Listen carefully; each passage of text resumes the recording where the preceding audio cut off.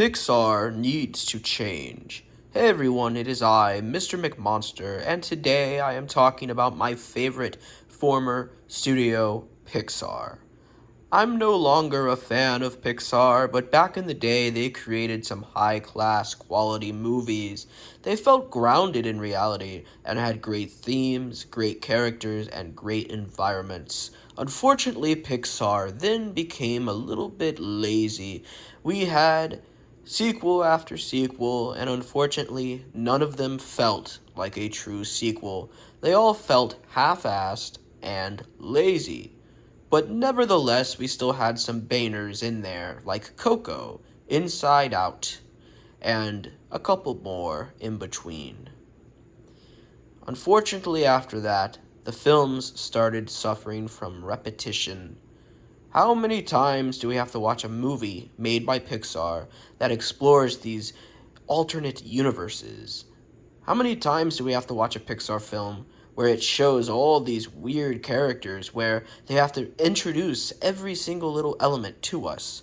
We've seen it in Soul, we've seen it in Inside Out, we've seen it in Coco.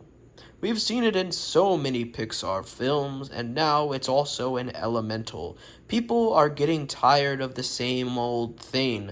The weird heaven-like universe in Soul looks just like the universe from Elemental. Elemental looks just like the universe from Inside Out. And that's the problem, is repetition. Now, there's an even bigger problem, and of course, that is the woke agenda. Pixar is going woke. Not as woke as Walt Disney Studios, but it's getting there. We saw this with Lightyear and Turning Red, and it looks like it will get worse in the future. Now, if you were asking me, Mr. McMonster, how Pixar could change and come back to the glory days, I think that Pixar should create a more grounded, action-oriented adult film. And that means only one thing, ladies and gentlemen: to tap into the PG-13 market.